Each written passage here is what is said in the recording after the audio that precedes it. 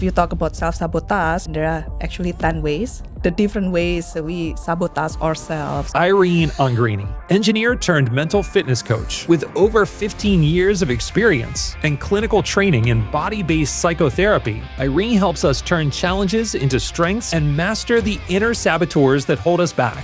Judge is number one. I mentioned already the hypervigilant, the avoidant saboteur, the controller. When it shows up, like you want to control everything, control everyone, to do things the way you want. That's a kind of tremendous amount of time and energy that we waste by listening to these lies. Often we self-sabotage by overusing or abusing our natural greatest strength. How can we tap into that natural greatest strength without it being sabotaged? Without it being this saboteur pattern, that blocks us actually from our own happiness and success. Irene, thank you so much for joining me on Realistic Happiness today. Thank you, Daisy, for having me as well. Yeah. What are you hoping to achieve by the end of this episode? What do you want the listeners to learn today? Yeah, I think I would be delighted to inspire more people to care more about their mental fitness. So, as an overall part of their health and well-being, we don't only care for our physical fitness, but also our mental fitness. So that's my key message for today. I love that. Mental fitness. Yeah. I'm yet to learn, Irene. I'm yet to learn. Why do you think we often self-sabotage? Quite often it comes from our childhood experience. In life, we cannot just experience the positive things. There are disappointments, or there are maybe loss, or like feeling sad, a tragedy about something. But when we don't know yet, when we don't have the resource to deal with it, then we resort to maybe a pattern, that some bad behaviors that that is not productive, that's not bringing us the to the resolution that we seek. And often we self-sabotage by overusing or abusing our natural greatest strength, actually. So let me give you an example. If you talk about self-sabotage, kind of there's this whole research about, like the different ways we sabotage ourselves. And there are actually 10 ways, like according to the research of positive intelligence. And one that is quite familiar with me is the hypervigilant saboteur. Yeah, so I often like get worried, like overthinking about, what could go wrong, and so on and so on. Or like, what does that person, like, how does that person receive this, what I'm saying or my action and so on. And it is kind of a pattern that I'm still working through as well, to be like, to be aware, like, this is my hypervigilant. Okay, so that I can, kind of recover myself from it. And to look underneath it, like hypervigilant, it's actually I'm overusing my quality of being sensitive, being attuned to other people, being caring. Sometimes I care too much, like that I worry about a lot of things. But the art of developing our mental fitness is also about how can we tap into that natural greatest strength that we have without it being sabotaged, without it being this saboteur pattern, that blocks us actually from our own happiness and success. This makes so much sense, especially when you feel like there's an inner driver telling you, oh, I want to be this, or oh, I could definitely do that. It's easy for me. And then when you pursue it, you have this voice saying, like, what are you doing? Like, you're not good enough. You can't do that. You don't have the skills. You don't have the qualification.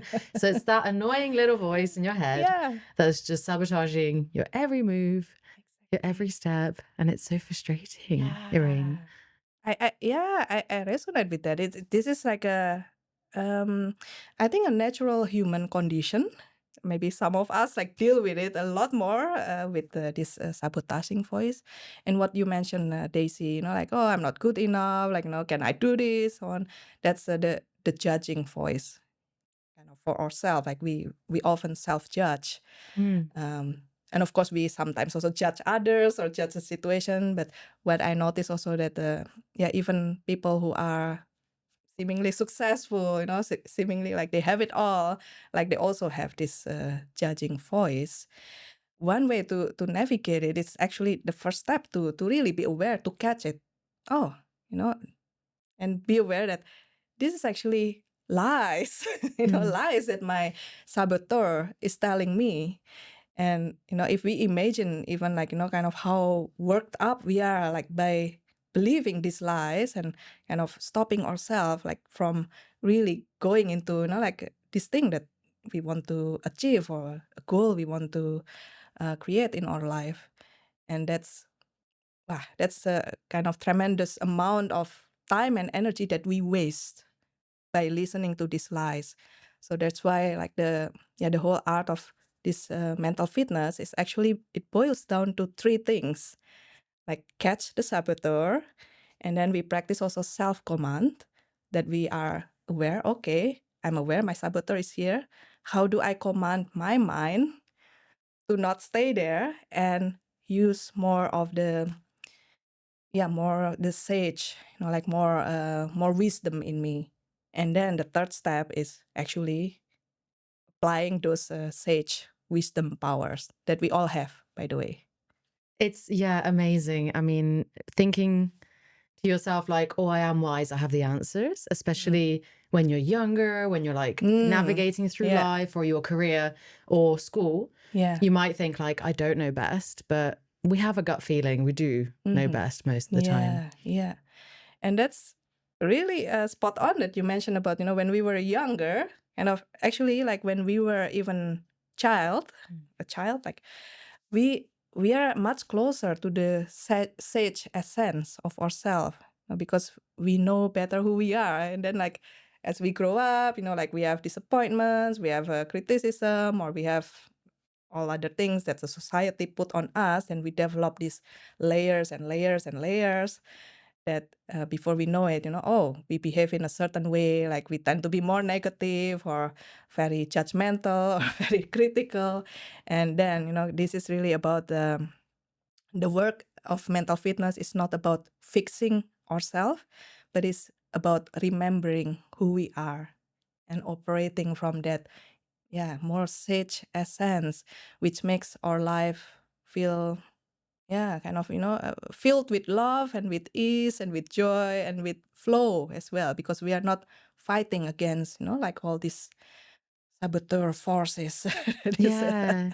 Oh gosh, I'm just thinking yeah. back to being a child and being carefree. And yeah, I remember I used to, go to school plays, volunteer. I always Yeah. wanted to be on the stage and act or sing and dance. And then I remember there was one specific moment when I did that and people were laughing. I saw people were laughing at like my dance moves. And I think honestly, ever since, and I was like 9 years old, Irene, Yeah. and ever since that pivotal moment in my life affected still now when I go on a stage, there's that little voice like, oh, people are not going to resonate. They're going to laugh. Like you're saying nonsense. Like there's just that irritating voice. And logically, I know this is what's the frustrating part. Like that if you apply logic, like I study this. I, have given lots of talks and lectures before. I've been on a stage many times. I've done webinars, whatever, like the evidence. But somehow there's still, it doesn't glue together. It doesn't glue together. How do we glue it together? Is it possible? Yeah, you're not the only one, because that is a really common struggle, or common like condition, common challenge as us as human beings, because often we know already, kind of like what you mentioned.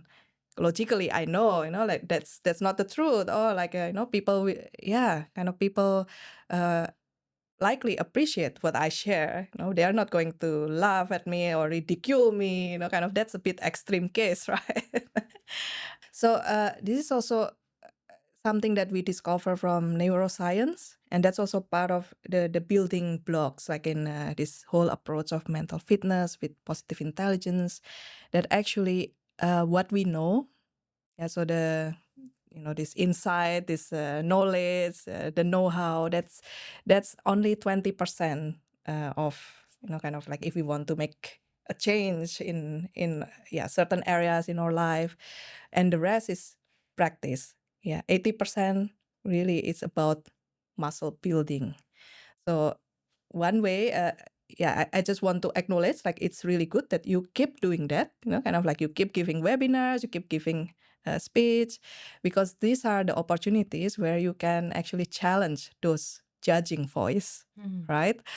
Um, and one practical thing, of course, like if we are going on stage or we are going to deliver a speech, like it's natural that we have this maybe nervous feeling or excitement, and to notice as well, kind of, okay, to preempt, like what would be, like for instance, like my judging voice, what would my judge voice would show up, as I'm delivering the speech. And maybe like yourself already, oh, I would feel like maybe someone will yawn in the audience, and then I will constantly judge myself, oh, is my talk boring or something.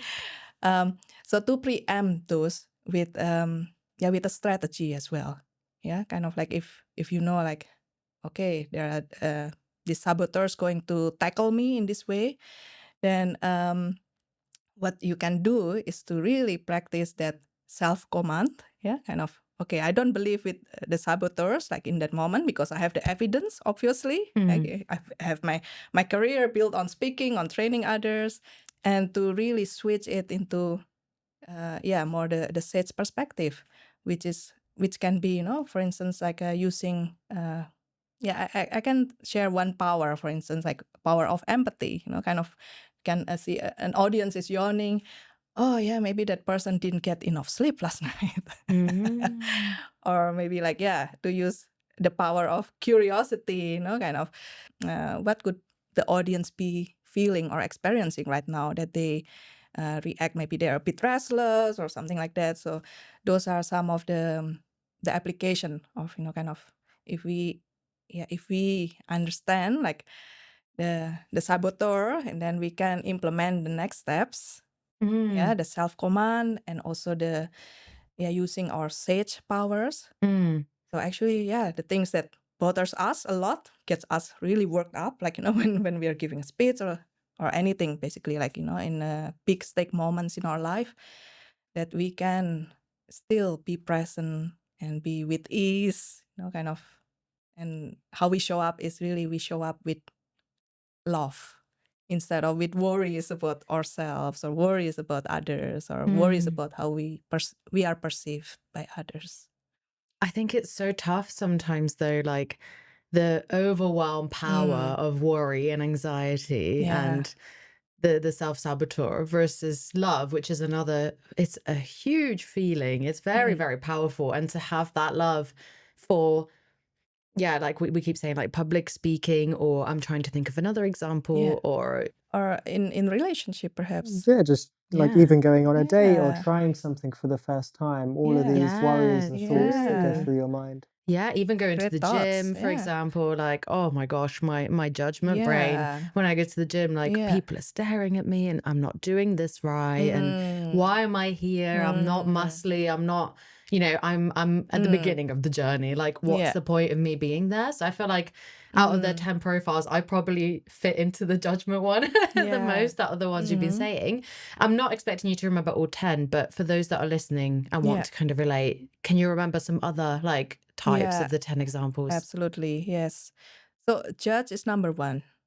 Judge is the judge saboteur. We all have it.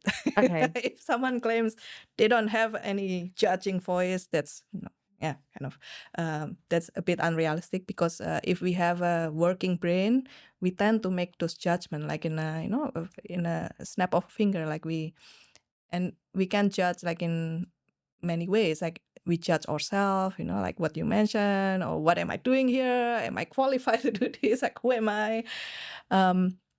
We could be judging others as well, like the example, like with your audience when you deliver a speech, like kind of okay, oh, that person is yawning, she must be bored, or they are not getting it. Or we judge situations, for instance, oh, like the world is a bad place, kind of everyone is only after themselves, this kind of judgment. I mentioned already the hypervigilant. So this is like, showing up, like with the excessive worries. Quite often, like you have to double check everything, and kind of sometimes it's a bit of the syndrome of this the boy who cried wolf. Kind of, like it's a small thing, but we already, because we are so hyper vigilant, like it blows up like uh, a big time. And of course there are a few others that like some people are probably familiar with their avoidant saboteur. This is something that keeps us in the comfort, and gets us procrastinating instead of really going after what it is we envision for our life, for our happiness, for our success. There are also, like the controller. Oh, I relate to that. I relate to that one. You speak volumes. I hate to admit it, but I relate. Yeah, but so saboteurs are there. They are not to be hated. Yeah, but they are also a bit like a door to understand what is the underlying strength. So like, for instance, controller. Yeah, of course, kind of when it shows up, like you want to control everything, control everyone, to do things the way you want. But underneath that, you are a very organized person. Yeah, you get things done. You know how to plan and to execute them. And then the kind of the sage step that one needs to practice to kind of to be to come out of that controller mode is to consider perhaps, okay, what could make this more of a pull instead of a push, because I think that's what controller does, like push everyone. But how to make it more motivational and inspirational for also people working in your team, for instance, that they are not feeling controlled, but instead they are feeling inspired and pulled towards your vision. And then the answer is within. I can't search for that answer, how to pull instead of push, right? Yeah, and within, of course, we use empathy to, for instance, like in this context of working with teams, we can use our own empathy power. First by, okay, not beating ourselves down for, oh, my controller is here, like, okay, that's okay, like we don't need to beat ourselves further, like knowing that we have that tendency. Then we can also empathize with others in our team, like what do what do they actually want, what's their goals, like, and how does that align? Can their goal also be part of this bigger vision, for instance? So we use also a bit of curiosity, and can we also communicate somehow, like express this with each other, so that we have that alignment, that people feel, instead of feeling like a pawn, like you push them around, but they feel like, okay, I'm also playing a role, an important role. And the foundation is indeed, like, it starts within, Daisy, because when I mentioned about self-command, that's also not, it's not so, of course, like when you hear it, like but kind of switching the mindset, from saboteur more towards the sage, but it is also a lot of internal work. And there's one practical tool actually that we use a lot, like in this practice of mental fitness. It's called PQ rep. So PQ for positive intelligence, and rep, like, when you go to the gym, like you have how many reps for for lifting and so on. And PQ reps are basically, that we get out of our mind. We give the mind a different focus to notice, to observe our physical sensation. And it can be, a tactile sensation, like this, an exercise, like, okay, you can just rub. Actually, we can do that right now if you feel like it. You feel for it. Yeah, it's just like rub these two fingertips, and you can even close your eyes for a moment, if it's too distracting, and really notice the sensations, the reaches of your fingertips. I feel like we're doing a meditation. Yeah, it is in a way kind of meditation. And this is an example of tactile, kind of we are feeling, yeah, feeling our tactile sensations. But for some people, maybe like, oh, they feel more closer to do PQ rep with their own breathing, like they're already maybe practiced in mindfulness, that breathing is quite often the anchor, like in mindfulness practice. And that can also be, a PQ rep. Or some people may feel, more focused with the auditory PQ rep. Like if you close your eyes and you listen, okay, what is the sound I can hear in this room, or what is the sound I can hear closest? Maybe like, yeah, can I hear my own breathing? Like if you are really in that practice. And also visual PQ rep, because visual, that's like our most used sense. I got a sense, like, and like now I'm really observing, like the visual details of, oh, Daisy, kind of like, what have I not noticed about you before, Oh like gosh. visually, and without any judgment, of course. This is like the whole these are the practices of PQ reps, and there are hundreds of ways we can do it, as long as kind of we remember to involve our physical sensations. And that's actually where we have more access to our sage brain. So this is like something also like from the neuroscience foundation of the work, like positive intelligence, mental fitness.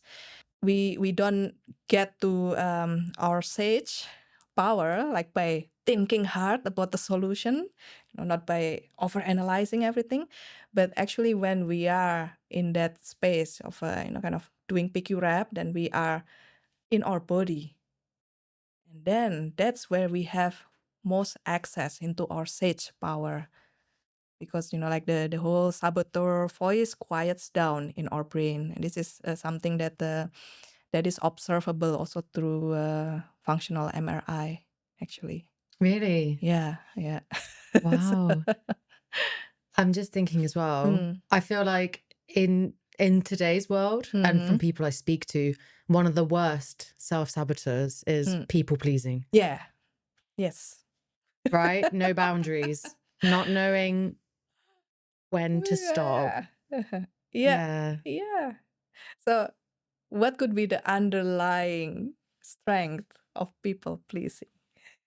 Well, I already know because we spoke about this, but just giving it a sec for those listening. Yeah. Just to listen to their inner wisdom. What could your weakness, what could your strength, be turning into weakness? Why are you a people pleaser? Yeah. It's because you like to help. Exactly. You have a heart of gold. You really like to give, to make, to help, to make other people happy, or to serve others. And I bet relationship is important for people who have this tendency. But again, like if it's overused and it's abused, and then it becomes this saboteur pattern, the people pleasing saboteur, which also has a lot of negative impact in the relationship as well, because maybe like the people we are in relationship with, be it at home or at work, they feel like they cannot get like the maybe the genuine or the truthful feedback, about themselves. Yeah, because we are always trying to please them, sugarcoat everything. They cannot get maybe like some constructive feedback, like especially if they want to improve themselves. But the pleaser is always like, oh, you're good. But kind of for the one having the pleaser saboteur themselves, like it can also grow into resentment. Yeah, because they like to give. They don't think about their own needs. They don't think about asking for support. And over time, of course, then they get frustrated. Why am I like doing all this and never appreciate it, and that grows into resentment or anger. And yeah, and especially in a team setting, you can imagine the kind of dynamic like that would happen, because like it's it's also not healthy if if a team like working in a professional team, for instance, like there's no constructivism, kind of there's no moment of truth that people can really be open, be transparent about, kind of what's been a challenge for them within the relationship or within the work relationship. So that's that can really make our own sense of well-being, our relationship, and also our performance suffer in the long run. I agree. I'm gonna retract my worst saboteur because I said it was judgment, then control, and then now I think this one it reigns at number one because I totally relate. Jamie relates as well. I know I can see him smirking on the other side. I feel like it spills into almost all the areas, friendships, like you said, work, social media as well. Like I don't know when to stop because social media is 24/7. I'm like, when do I stop? When do I stop people pleasing there? But for me, it's not like it shows up differently. It doesn't show up as like, oh, I'm ass licking someone and like, you're great, you're amazing. It's more like, oh, I'll do that for you. Oh yeah, I'll support you with your business idea. I'll give you some ideas. Oh, with work, I'll take on loads of projects. I'm a yes person. And like with the podcast, like, yeah, that's kind of how I people please. So like I just say yes because I'm so supportive. I'm like, oh, I wish I could split myself like an octopus in 8 different directions and help everyone and clone myself. That's the challenge. And like the intention is there. Like you said, it's a strength. It's good. You want to help the masses. You want to help people and give them individual support. But there's just no visible line where it's like, you've crossed it. It's too late. Okay. Yeah. Yeah. So it's like, how do you, and then people get used to that from you. They're like, oh, I rely on Daisy. I rely on Irene. She goes above and beyond. I'll give that to her again. She'll do it. So it's like when you've created that and people expect so much from you and you learn to say yes to everything, you can't say no. How do you then set that boundary? How do you retract? Oh, that's really a great question, because I've been there myself. I had to change my I didn't want to call you behavior. out. Here's an example. It's that's something I'm quite transparent about. It starts with, first and foremost, of course, our empathy towards ourselves, and especially if we are noticing, okay, like this is just straining me in a way that's not sustainable. Like, of course, we have all the good intentions, but if in reality we don't deliver on what we promise, even if it's kind of based on good intention, we may disappoint people because we said yes, and then we delivered maybe a half-hearted job or half-hearted introduction or whatever, and to realize actually that saying no is a gift as well. Yeah, kind of to Oh my God, yourself. say it louder. Say it louder. Saying no is a gift. Because you give the gift to yourself, like the honesty, like if you really cannot don't have the capacity right now, and also for the other person, okay, like when they have the clarity, oh, it's a no, but of course you don't say it in a rude way like no. But you know what, I think these resources can be useful to you, or I think you can ask this other person, because he or she may be able to help you. So kind of to to make it like kind of also the clarity is a gift to the other person, so they can take immediate action afterwards. Like, okay, maybe they check out that resource, or they approach another person, or or a different community, for instance. And and then of course, as the people pleaser, like we have to also deal with our own with our own emotions. Maybe we have guilt, or like, oh, like a poor person, or I cannot help that person. And we have to also learn how to manage those, maybe like a disappointment or guilt towards ourselves, and maybe also from the others, but first and foremost, like, just to have empathy for ourselves. Because if we are being honest and truthful, and we are aware that, okay, this is something that I cannot take on at the moment, would you rather give that clarity? Yeah, Yeah, I I'm just think, that nodding for those makes listening. sense. Yes. Yeah. Yeah, I've been learning to say no very recently. Actually, no, this last year, and I made a post about it on LinkedIn as well and Instagram, like saying no is a superpower, right? Like you said, not being rude, but like protecting your inner peace. And I think people are probably wondering, like, oh, what about those public figures or popular people, right? They get a lot of requests.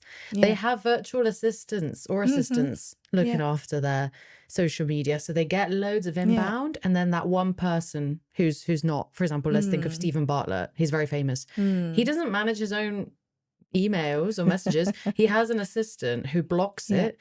They review it. This makes sense. This is interesting. This is rubbish. And then proposes it to him, right? So we need our own virtual assistants or assistants within us, right? Like that person who, and we have that control, right? We know what's good, what's right. We have that gut instinct. If we receive an email like, oh, amazing new job opportunity, or, oh, collaboration, or I don't know, like, oh, a new friend request, or you don't have to say yes. You're not Absolutely. obliged just because you receive all this stuff. And also, we can turn off notifications. We forget this. We can put ourselves a do not disturb. Yeah. We forget this. Irene, we forget this. Yes. I remember this very well because it's all off on my phone and it's always on silent. I can relate. Yeah.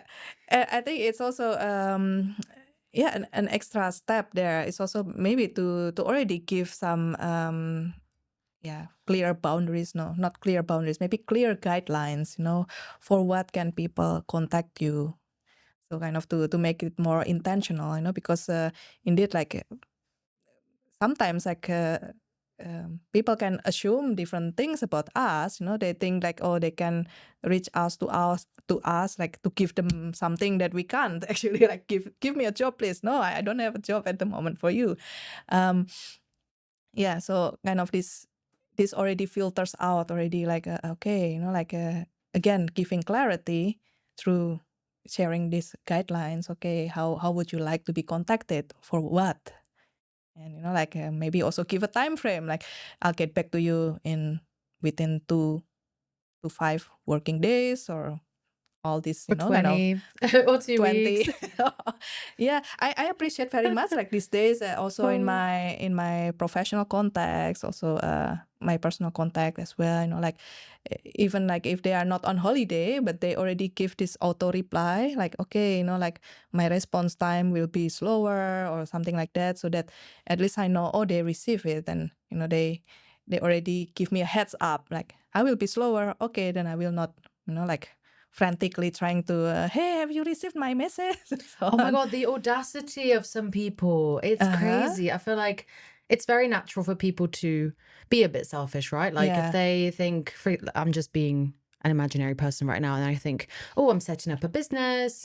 I'm going to reach out to this, I don't know, content creator. Very popular. Oh, I want to collaborate. I want them to spread the word about my business.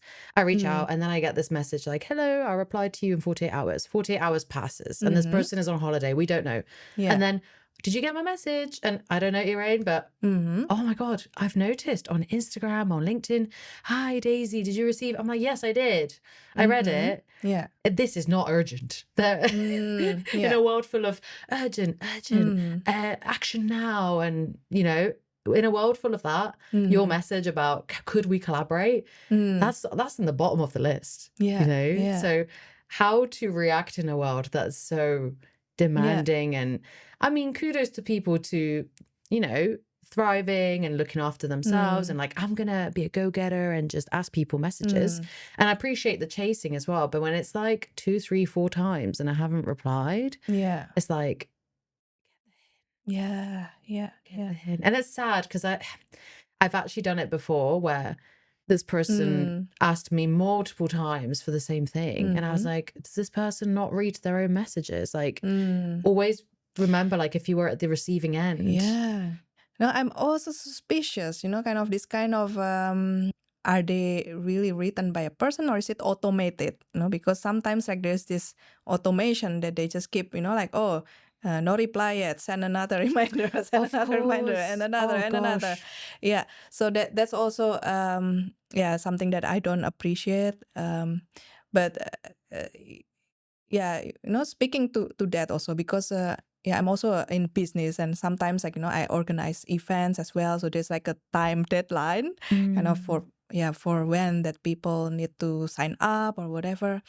So I do sometimes like send a reminder, but it's also like coming like from a place like, okay, like I don't want you to miss out because I think this is relevant for you, and if it's not, yeah, I would appreciate a short no. So that's also kind of, like to make it like a again, like, yeah, like a clarity. How can I make it easiest for the person I'm requesting help? To give their answer. Is it maybe if it's just a yes or no, then that motivates the person just to say no. Yeah. Then it's clear. The amount of times I've done it, just saying no, Yeah, thank you. yeah, You yeah. know, Yeah. and then people still go on sometimes. They're like, oh, are you sure? Then it is a I'm like, no-go. Yeah. But it could Yeah. be. And then I have FOMO sometimes. That could be another saboteur, like fear of missing out.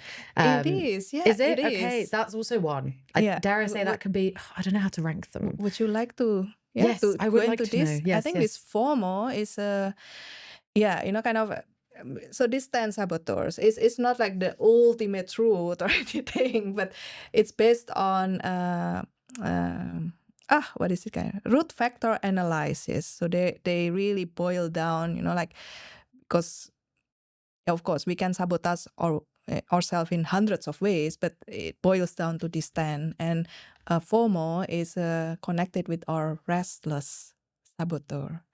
And the name itself, restless, it sounds quite neutral, right? But it is something that drives us. We tend to look for, exciting new things, shiny new things to, kind of to get us engaged again. And of course, that's necessary sometimes. But when we are overusing this, kind of this restlessness, this high energy, and it becomes this restless saboteur, then we run the risk that we are never going deeper. We are like fleeting on the surface because we are always moving like, on this new project, that new collaboration. And so and I think we are all guilty of it. Okay. Especially in this time and age, like with a lot of things like social media you mentioned, like, oh so my many. gosh, I want to dive into that a bit more. Not the FOMO, but the social media. In a world that's so demanding, like we've said, people asking things for us, chasing us, but also like maintenance of appearance, right? Always doing something, always active, always online, always responding, always in the know. How do we manage relationships like this, Irene? Honestly, like just like going on my phone first thing in the morning and it's bing, bing, bing, bing, bing, overnight notifications. You missed this, you missed this, you missed this. And then face to face, like going to work and being like, hello, I'm here to take on all the projects. I'm here to deliver magic. And then you go home and then you have a partner or a housemate and it's like, hi, like, is it possible to have unlimited energy? Yeah, well, energy is a limited resource, but kind of the thing is that we can renew it, we can recharge it, and we can recover. Like, we have like something that took a lot of our mental, emotional energy, plus physical energy as well.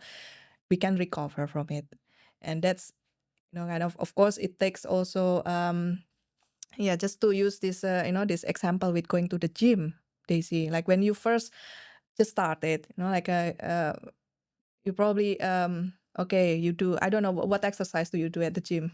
Bicep curls, something like that. Yeah. And when you just started, like probably you need longer recovery time, right? maybe I don't know how many You cannot. days. I couldn't even pick up a tin of beans. I was like, oh my God. Yeah, and it is quite similar, like in this realm of mental fitness. Like, okay, we have like, of course, maybe relationships. Not all of them are positive. Maybe some are with like quote unquote difficult people or challenging, draining our energy.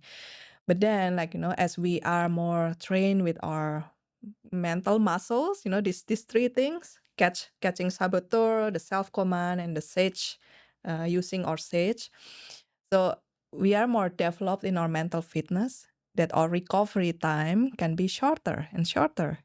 So that okay, like oh yeah, like I'm from work, like I have a really demanding time today. I had a tough meeting, and then maybe on your way home, to from work, like you can already like do this PQ rep to recharge yourself, to recenter, and then you're at the door meeting your spouse. Okay, I can be myself, without without the people pleasing. You don't have to show up like, oh, like I'm here to entertain you or to to care for you, but you can just be yourself with ease and with with flow and with unconditional love. Kind of like I just show up here, and maybe okay, I'm not fully recovered, I'm still a bit hanging in this like a bit negative mood, and that can be also something to we I think we can share that also with like our close person, like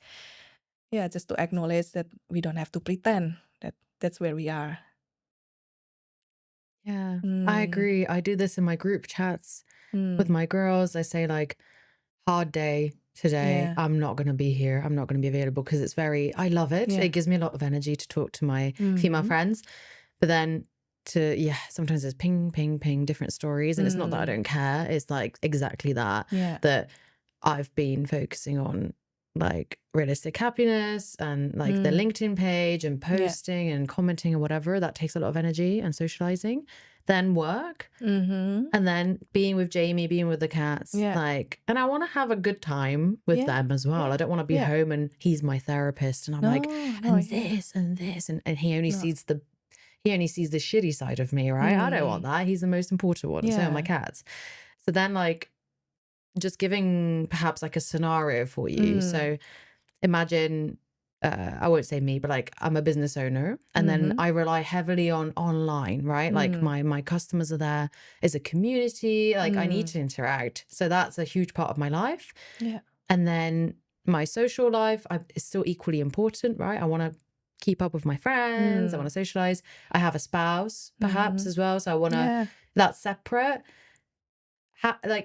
How do you categorize it, or how do you minimize one to give more energy to the other? Like what's the possibility here? Yeah, I can imagine people are like having all those, and and the thing is there's no recipe, there's no blueprint what would work for one person. Oh no. Yeah, one person may choose like to navigate it in a certain way and it works for them, but for another it may not be the case. And this is also the interesting thing, like we can use our sage powers there as well. So I already mentioned about empathy, kind of explore, like we can get really curious what's kind of what's really the big picture of the situation. We could also kind of use our innovate power. Yeah, that's really like ideation, like, oh, what is the kind of ideas without at the same time evaluating them, because that kills the idea, the creative idea generation process. But we can tap into like this innovative power within. But then what's important also, what I hear from this scenario, kind of where how to prioritize, or do I cut back here there, this is really about our ability to navigate, to use the navigate power. And that's often connected with our values. What is important for us. And I have a really powerful question to share. Go for it. Yeah. At the end of your life, looking back, how would you wish you have conducted yourself in this moment? Wow. Yeah, I mean, the first thing that pops up is friends, is those close people, friends and family. For sure, that's the first thing. Like the loved ones go at the top. I think that's the main one, right? And what's funny is like my life is reverse. I'm sure a lot of people think like this too. Because when I put time and my energy and my best self in like content creation, branding, making new networking connections, like professional ones, that gives me loads of ROI and loads of dopamine and I'm excelling here. It's going really well. And then the most important thing, which I said to you, like the first thing that popped up in my head, they just get the scrappy bits of me, right? Like the complaining and the, oh, I'm so tired, I'm so busy. Or they get none of me because I say, no, I'm focusing on this, I'm building something, be right back. And that's tough. Like that's, you never know what's going to happen in life. Sorry if it's getting a bit deep. But you never know, like especially with family and then like some of my friends just have distanced from me and they don't talk to me anymore because they have friends that spend time with them and talk to them. And it's just that, I understand that I need to put more time into that. And I do. I have this year for sure. I spent 3 weeks in Italy to see all of my family in depth. I just had a long weekend with my sister and my mom. That was so therapeutic. I literally was like, that's therapy. That's so good not working. But I can't do that all the time because then I'd be broke. So it's that balance. So the balancing, and that's always that's a moment to moment question also. Like just now, like you mentioned, okay, friends and family is important, right? But also, we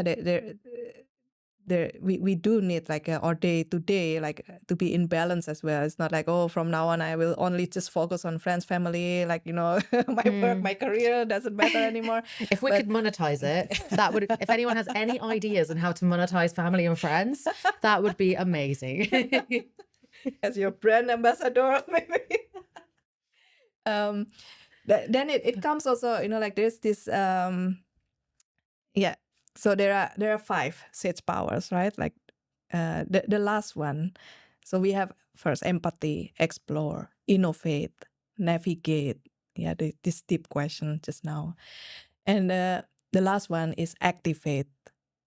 Kind of like we've made a choice. For instance, like in your case, okay, I want to also give my best bits, like to friends and family. So what's needed, kind of what's maybe like 1 or 2 simple action that I'm willing to commit to. And it doesn't have to be big, like, oh, I will plan next month holiday with friends and family. But kind of, just the little things. By little, I mean literally, like something you could do in 1-2 minutes. Kind of, I don't know what that is in your case. If it were me, I could be like, okay, like sending a voice note, like, hey, I'm thinking of you, and so on. And also making sure, like, kind of as you are, activating yourself to take that action, to align to what's important to you, that you also are aware and taking care of your own needs in these actions. So that's the complete step of using your sage. It just shows how we're so easy to give up, right? We're so easy to give in and say, this is life, this is what it is, I'm miserable. Like, this is not what I want, but I have to work. Some people make work their personalities and just say, like, this is it. I work till 8 p.m. I have no social life. I have no friends. I have a good salary or whatever. I have income. But we have all this power in ourselves. Like you said, like, you're not telling us something new. You're just shedding awareness on what's real, what's there. And I think, every person listening to this, they already know it, like, because like one's just simple giveaways that, like if you feel any negative emotion and it's lingering in your life, that's a sign there's some of these saboteurs are, running the show, is hijacking you on your day to day. So if if you are noticing, like kind of from this conversation that, oh, there are some negative emotions coming up, that's actually a good thing, because then you can, like you can have a look like what it is, that what is this emotions about, and that gives also some direction. Yeah, because like negative emotions are also just signal or data. Amen. Something is not Yes. right, something is, we cannot go on like this. And there's been signal and signal and signal. And what the question is, of course, what are we gonna do about it? And then, like to make people aware that, hey, actually you have these sage powers already within you. We just need to remember and to develop the tools to access it at will. Yeah. And then, kind of be diligent about it. I agree. And one of my mantras is complaining is a form of wishing. Because it's so true, right? Spot People on. think Yeah. like there's a few things, that are bad, like judging, like what is it called? Projecting. Yeah, when you project emotions like her hair, or I've said it in my podcast with Amy before, like I used to look at people's forehead wrinkles, how random. And then I was like, what am I projecting? I was catching myself and I was like, I've just started developing mine and I can see them. Okay. And I'm a bit conscious, and I'm even thinking, do I get baby Botox, blah blah blah, just just all these things again, like wrinkles and stuff, and that's so funny. And I wanted to bring that up because that's one of the kind of micro messages your brain is sending. So projecting a judgment, complaining, and daydreaming, right? Like I used to get told off, I don't know about you, Irene, but when I was at school, I was daydreaming all the time. And I got told off for it, and it made me feel like that's a bad thing. I need to always be focused. I always need to be like present and paying attention. But daydreaming again is another form of, I'm fantasizing. What am I fantasizing about? Like, think about that. But complaining, one of the biggest ones, people think it's a bad thing. And I've tried to do a challenge, no complaining for 24 hours. Okay. I think I lasted 2. Okay. Just being honest. It was like the longest 2 hours. It was every minute I was like, oh, my keyboard doesn't work. And I forgot this. I walked into a room and I didn't know what I was there for. And it's just like, you get reminded of these things. And I was like, no, don't complain. That's a bad thing. But I don't think it is. I think it's a form of wishing. So like when you complain, just think about, like, always stop yourself. Like you said, empathy. I think, what am I wishing? If I say, what like, do I need? What do I need right now? What am I wishing? If you complain like, I don't have enough time. You want time. That's what you want. Yeah, that's a what you're hint, wishing right? for. A hint. Oh, I'm so lazy. You want to be active. Voila. It's so simple. It's the opposite. It's the opposite. Yeah. It's so crazy. Yeah. And that's indeed like, kind of like a really nice technique actually, like to convert the complaint, because complaint is also a way of like judging actually.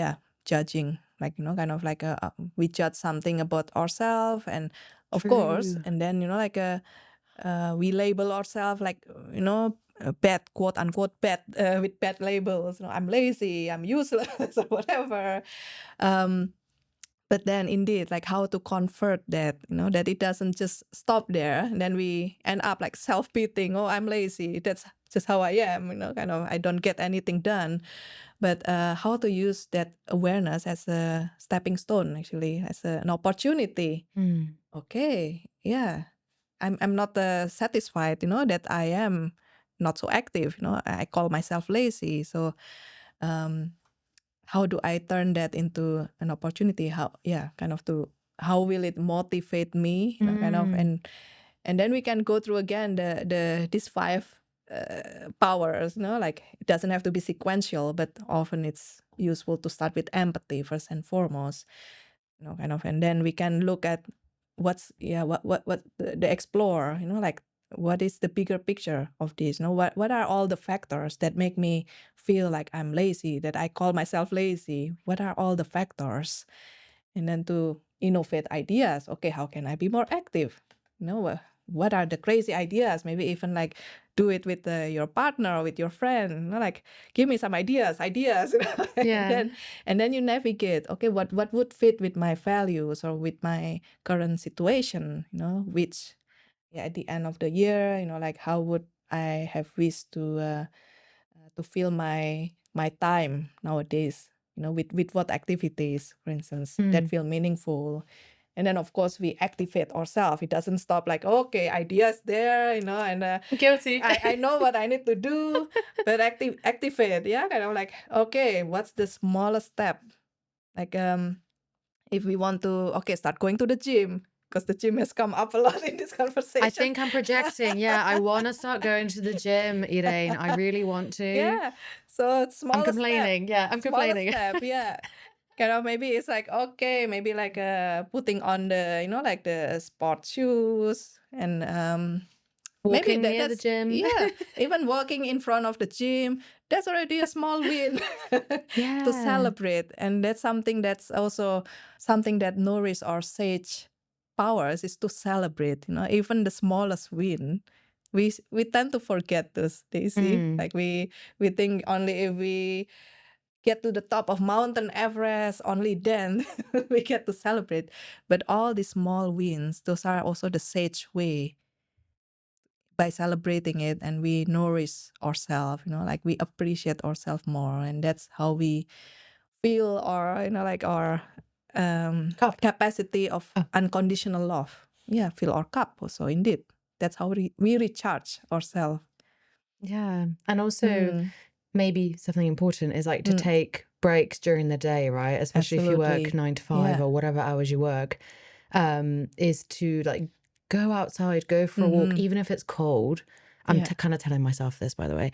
Go outside, go for a walk for that 1 hour, breathe, get oxygen, feel the cold, feel the temperature, you know, like really take breaks during the day to split it up and recharge, because we're not robots. We're not, unfortunately, not yet. We're not AI machines. We cannot be productive 24/7. Our brains are not. No. It's already challenging enough to keep up with social life and maintaining appearance. And then to be productive, like we're just not built for that. No, yeah. And especially if it's coming from that place of feeling pressure, I have to be productive and so on, that even makes it harder, you know, like it feels like we are maybe swimming against the current just to be productive and deliver that hard results, you know. But if we are recharging ourselves. And by the way, what you mentioned about feeling the temperature outside, you know, when we are taking a walk or feeling the steps, those are also wonderful practice for PQ reps, like self-command, sensory. And then, you know, like when we feel like recharged, then usually like we feel also more confident, more at ease in tackling what's the next challenge here. Like bring it on. My issue is when I go for a walk in between work, I'm like, I love this so much. I don't want to go back. Sorry. I'm sure a lot of people feel like this. I'm like, no, I love this so much. And it makes you, at first you're like, oh, maybe I'm wasting time. But then you start thinking and you're like, oh, that problem, like, oh, I just took a few steps and I'm like, what about this? Oh, okay, I fixed that. And then you're creative, you're thinking, and then it gets addictive and you're like 45 minutes into that walk and you're like, my lunch is nearly over and now I have to go back to reality. But the truth is, like, you do go back to work and you're like, I feel more social, like I'm recharged, like there's such simple things. And even like, I love tactical naps as well. Oh, I love those too. Yeah. I used to do it when I worked for PVH. I don't work there anymore, so I can say it. During my lunch, I would eat something light, and then there was a meditation room. If your work has a meditation room, use that. Go in. And there was a teacher, and then she was like, and then you could put headphones in to listen to the music. Bean bags. I napped, Irene. I napped like 45 minutes, Good and then for I put an you. alarm on, and I just tackled. That job. I was the most productive I've ever been in any job, because I used to sleep every lunch.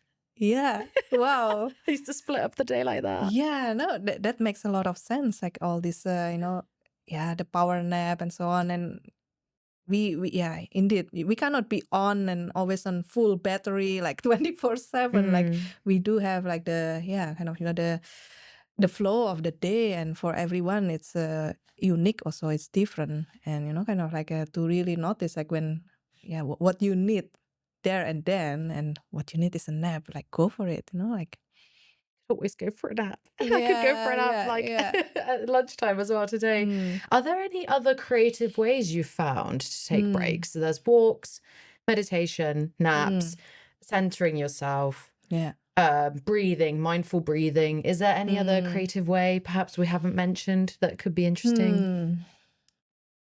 Yeah, I could think of a few more creative ways, because I used to train as well as a dance movement therapist. They see, so there are like dance movement, especially if you're into music, or like or just kind of maybe like in the gym you follow some dance movement class, and I'm sure there are a few of those that you can also bring safely to the work environment. You don't have to have like a whole studio. Zumba. But kind of just the movement, like little movement. But talking about that, like walking is also a movement, and what other things you mentioned as example? Walking, mindful breathing, touching. So it is kind of, in a sense, like even whatever we do, any activity we have to do, like we have to do grocery, we have to do laundry, we have to fold the laundry, we have to vacuum clean the house. This can also be actually like if we master the way of doing PQ reps, we could actually use all these daily activities. Okay, maybe the vacuum cleaning is not my favorite either. It's a bit of a tough challenge. Jamie does it all the time. I don't think I've ever used our vacuum cleaner. I don't think you've ever touched it. But I will say on that note, I actually kind of enjoy it, because I put my AirPods in, they're noise cancelling, and then I don't even listen to music. It's just a quiet time. It's like a 10 minutes of the day where I'm not on my phone, I'm not working. It's just me and my thoughts. And I know that terrifies some people, but I kind of like that. Because to think of it, like all the activities we do day in, day out, all of them are opportunities for practicing PQ reps. Kind of like vacuuming, for instance. Oh, you really have to use your visual, like, okay, oh, there's that corner. Oh, like is it clean enough, and so on. Or maybe you notice new details about your house, or going to grocery, you have to wait at the cashier sometimes. That's my favorite. It's my like, favorite hobby to go to the groceries. To wait? No, because especially when you're listening to a podcast or you're with someone, that gives you time to actually talk when you're waiting in line. I like the walk, because you chat and it gets you outside. And when you're welcomed by like really colorful fruits, and then you're like, you just forget what stuff looks like if you're shopping online. I'm like, wow, pineapples are beautiful. I'm like, wow. But then you go in there normally for one thing, you walk out with 10. But that's the beauty of it, because you're like, oh, I forgot that. I like this, and I like this, and maybe I want a little bit of chocolate, and oh, that ready meal for that day when I'm busy, and that's the planner, that's the controller within me. But for me, I love it. It's one of my favorite things to do, to go to the grocery shop. Yeah, those are actually indeed like, you feel lighten up afterwards. And maybe it's also because, there's all this stimulation that you engage with, like, like how bright this apple, this pineapple looks so fresh. You touch it perhaps, and you choose them. You're with the avocados. You're like, oh, this one's sensory. Like, indeed, those are all kind of giving your mind a break, right? Because like you're really engaged with what's in front of you, with your senses, and all our activities, I dare say, even if when we go to the restroom, we wash our hands. And the candles, how's the temperature, and the smell, Oh yeah. So we have all this, like we can recharge not only when we are in our meditation room and like doing half-hour session.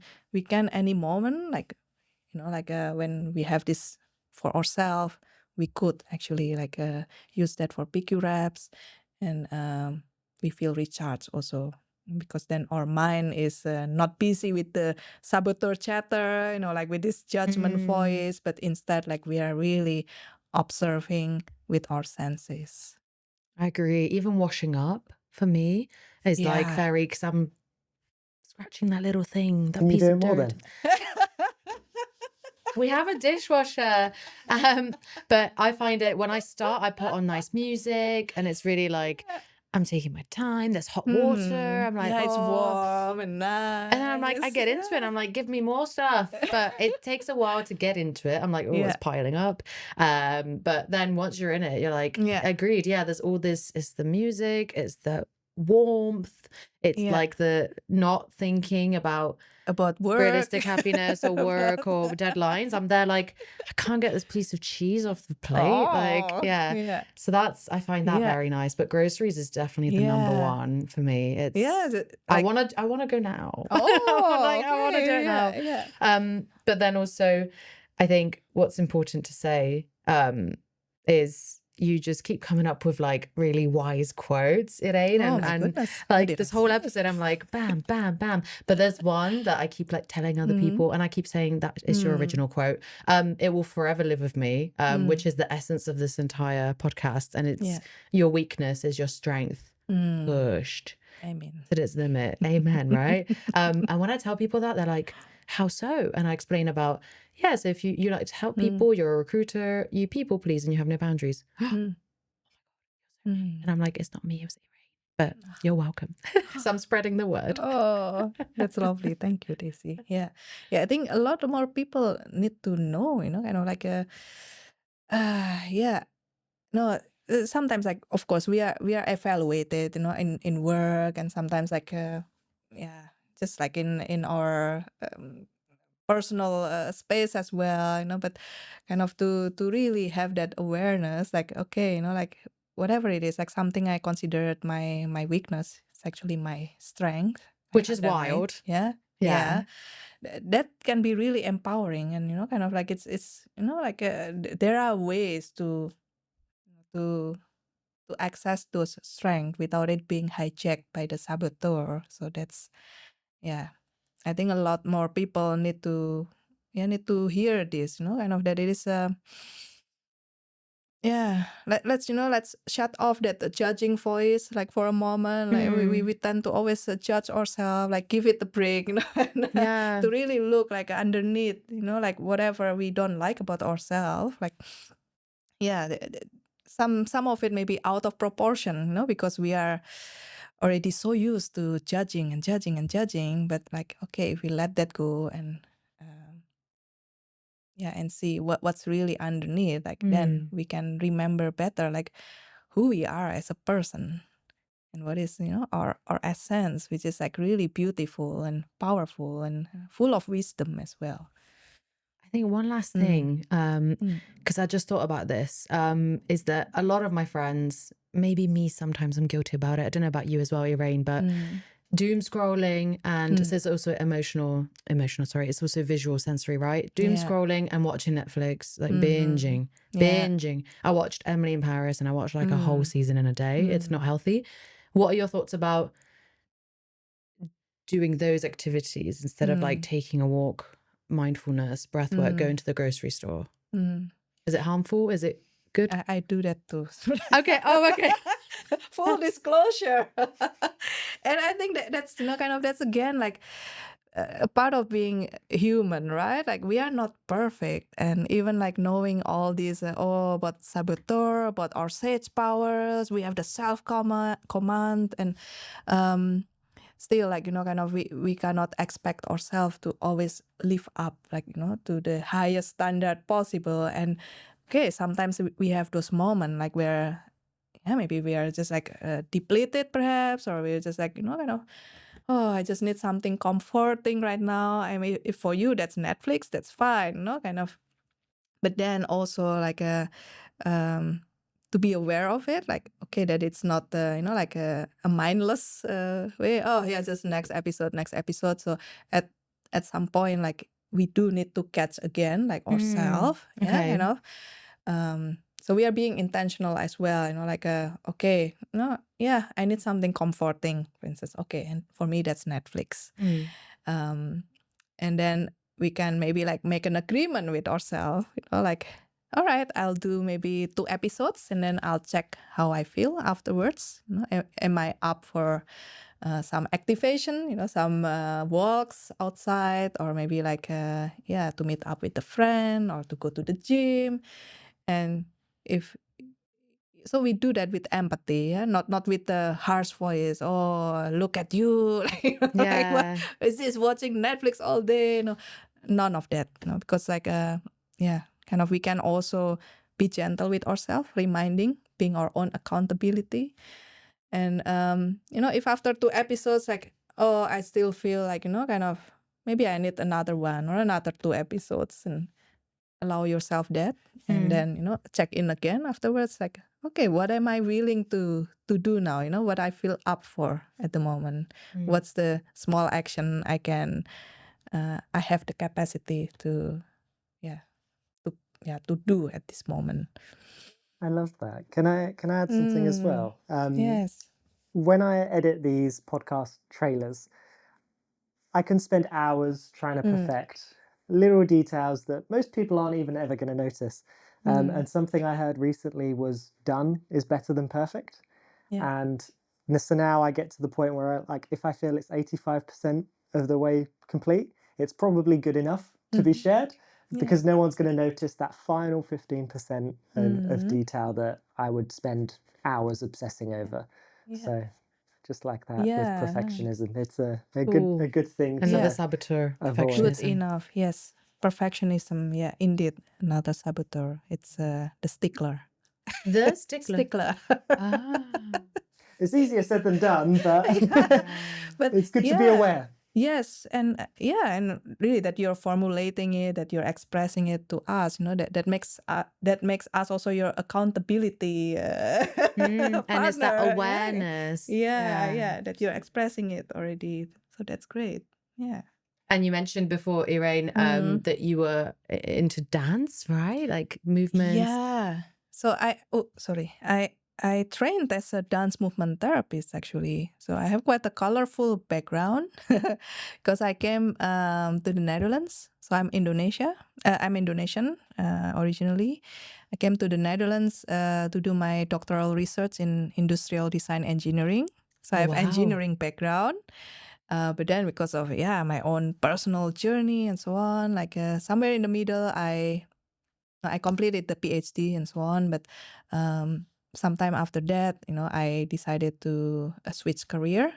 So I did a new training. For me, it was completely like, wow, it's like 180 degree, like from engineering, and then I entered this master's education in dance movement therapy. Wow. Which is not at all like engineering. And then I completed this the master studies, and that made me a qualified clinician, actually. So I could work in clinical psychiatry, and I did that for a brief year before I realized that, okay, this is not for me. I'm not made for that clinical environment, and that's how I transitioned into coaching. So there's like elements of also dance movement therapy, non-verbal, kind of this body awareness, as a way, also as a resource to support people facing challenges, be it like in their life or in their personal situation, but also with the outlook that, okay, like it's not about fixing the problem, but really how do you sustain, like your happiness, and also that you are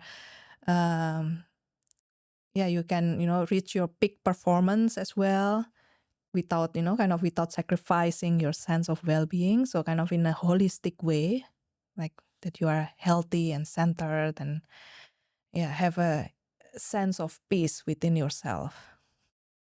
I'm sold. Where do I go? How do I find you? Where we met on LinkedIn, right? Yeah, Like, so I mean, if I am best. listening and I want this, but I'm talking about myself as well. Okay. So I can be found on LinkedIn. I'm quite active there. So my name is unusual, but it's Irene Anggreeni. And yeah, I have a website that kind of like it's always work in progress, like right, Daisy? Love it. Yeah. Work in progress. But yeah, I think the best way to reach out to me is through LinkedIn. Yeah, and then like we take it from there. Links to Amazing. everything in the description. Yes. And just as a ritual, Elaine, we have conversation cards. So I don't know what you're going to pick. We'll Ooh. leave it to fate. Ooh la But la. if you could pick your final question and answer it, that would be amazing. All right. Okay. This one. You can read it out if you like. Is this from Stephen Bartlett? No, this is just a micro promotion. It's from D2 Collective. Okay. Is it your own? No, I wish. No, it's a community I'm part of. All right. Okay. Wow. What is the most valuable lesson you've learned in your career so far? I have to let the question sink in for a moment. It's a deep one. Yeah. Yeah. So maybe that in my career, like, kind of, especially when I just started, like I felt like, oh, I have to reach this milestone. Like I have to get my PhD and then, like, and then I will get this position and so on for me to be happy, to be, like fulfilled. And even back then I thought like, okay, that will make me more confident, because, oh, I have a PhD that I could flash around and so on. But turns out it was not the case. Like I felt even more insecure, like I have a PhD. Okay, what do I have? What do I have it for? Kind of like what is my actual contribution? Yeah, what is my actual impact? So that's yeah, the big lesson, kind of kind of to chase something that is maybe in a way that was full of illusion, maybe my own illusion about like, okay, what success looks like, and that it will bring me all this grandiose feeling of confidence, and it will make everything right. But yeah, it turns out like, kind of it is yeah, as with illusion, it's not the truth. And I feel kind of what's important in my career, and maybe that resonates with more people, is that yeah, kind of to have a sense that we are contributing in a meaningful way, but also that we are taking good care of ourselves, like in a way that we take care of our well-being, of our health, and of our of our relationships that are important in our lives. So I think that's big lessons there. But kind of I'm always a learner, like a lifelong learner, and I'm kind of crafting my way also to make these lessons worth something, and to really build that into my life now.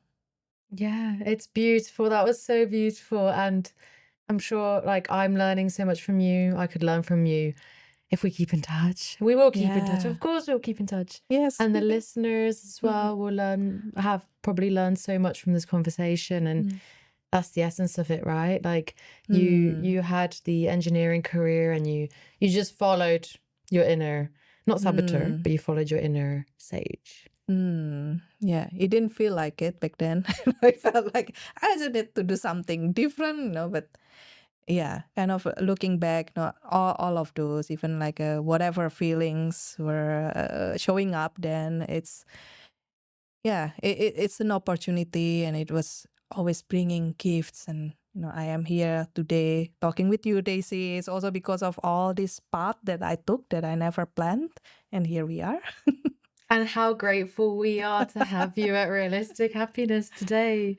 My pleasure. Irene, it's been amazing. I could talk to you for hours, but you have a life. You have somewhere to go. But thank you so much for sharing your wisdom. We all learned so much today. Oh, thank you, Daisy, for this wonderful conversation. Like it's also, like by this conversation, I also learn, like a kind of how to share my message.